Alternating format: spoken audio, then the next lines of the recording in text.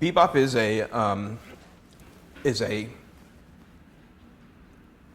point in the development of jazz, and a stage in the development of jazz, where both harmonically and rhythmically,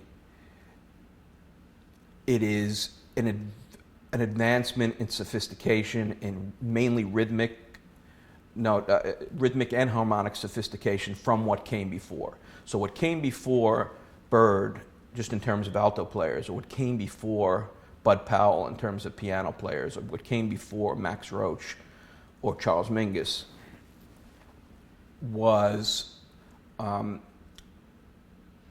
very sophisticated, erudite, swinging music that we've come to know under the rubric of the swing era, and the kings of that era, of which Ellington and Basie were the pinnacle of the big band sound of that era, but the smaller groups of Teddy Wilson, of Benny Goodman, with Teddy Wilson and Charlie Christian and Lionel Hampton. So, I mean, Lionel comes from even the era before the bebop era, and that's a key thread for Thomas. But in that era, they were basically playing Tin Pan Alley tunes. They were playing the tunes of the early Broadway era, the vaudeville era, plus heavily influenced by blues music and the music of New Orleans that Louis Armstrong and Jelly Roll Morton had brought out of the corners of American culture and American life, and basically laid it out there for everybody to hear. During the 78 era, during the LP era, those musicians became popular with a kind of improvised music based on Tin Pan Alley, based on Broadway, based on vaudeville, based on the blues, based on slave chants and hollers, and they did it in a very sophisticated way, and they improvised it on it, but they improvised it basically in a way that paid very close attention to the harmony and to the structure, the rhythmic structure of the way those tunes were composed. I mean, they messed with them. They were brilliant improvisers, and when you get to the point of Ellington, and basically they're orchestrating the blues, and they're orchestrating American popular music at a similar level to a way, Aaron Copland did it for a different style of music. But they're really looking at those chords. A swing musician was looking at those chords and looking at those rhythms and figuring out how to personalize them, how to make them swing harder, how to improvise on them. But they're paying close attention to what's there, the raw material. What Bird's innovation was to step back from it and say, we're going to use these structures, but we're going to completely reharmonize the chords. We're not going to play. There's a whole world of harmony built on the idea of chord substitutions. When you see something, you play something else.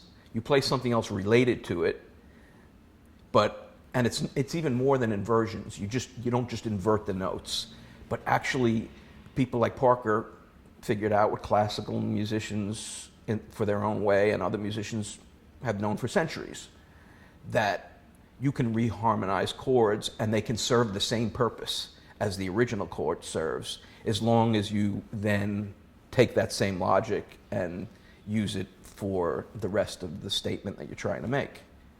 Now tie Thomas into this process. So Thomas, coming up studying first, I believe, at Rutgers, and I don't know his high school background, but I know he grew up in Connecticut. Andover. He went to Andover. Right. And that's where he was introduced to jazz. Okay. And the sax. He'd already been playing flute, but someone introduced him to the sax, a professor, a teacher, sax and jazz. And then that's when he added the sax to his explorations. Right. So as a high school student, and then where I am more familiar with the beginning of his musical life, at Rutgers, and his study with Jeffries and Dunbar and James Spaulding, I believe.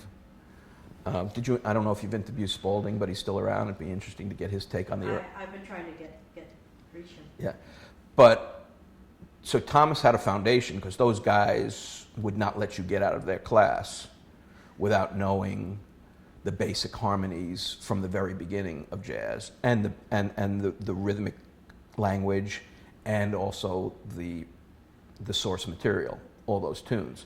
So once you're in the company of Spaulding and Jeffries and Dunbar, you're going to get depending on how dedicated and committed you are to learning the music, you're going to get an education from those guys, which secures you in that tradition of knowing those forms, knowing those harmonies, knowing those structures, knowing that material. Then he comes out, and one of his first gigs, and I'm sure he played gigs on his own and with his high school buddies and college buddies, but one of his gigs that brought him to the attention of the public was with Lionel Hampton. So Lionel's not hiring him if he doesn't understand the music dating back to when Lionel came on the scene in 35, 36 with Benny Goodman and playing all those amazing swing tunes, Rose Room and the whole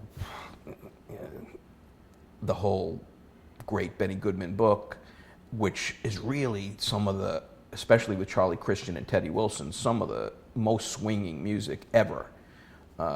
So apparently Thomas was very convincing with Lionel that he knew that music, and he had to know that music because he came up through the Rutgers and then through Jackie Mack.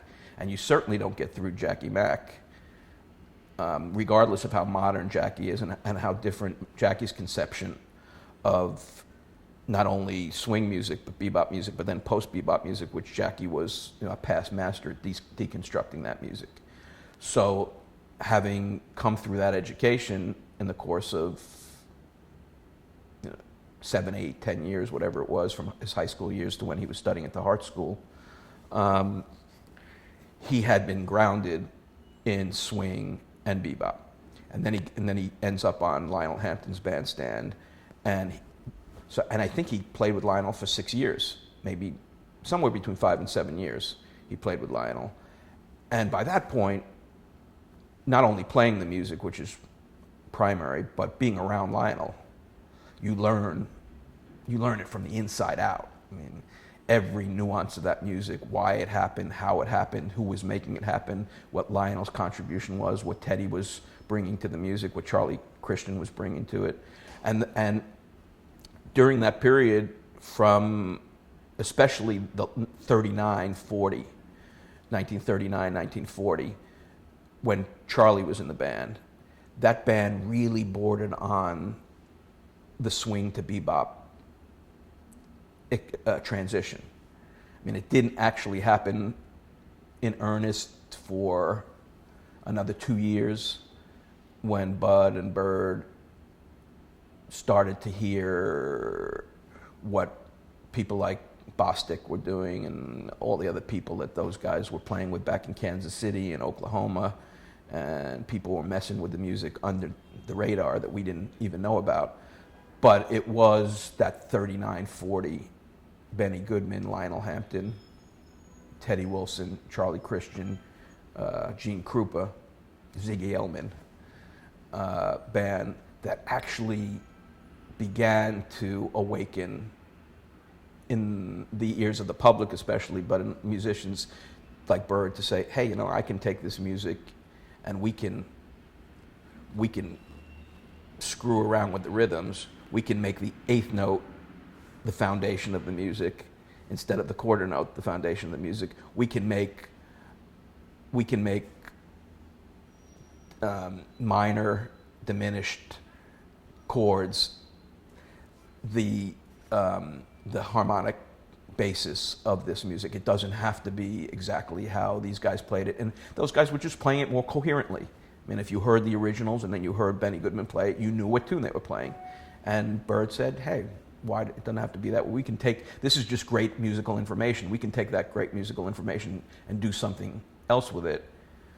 And then from there, all bets are off. Once somebody figures out that you can actually mess with the anatomical structure, the cellular structure of the music, then once that gets into the mind of people, then that's a transformative idea.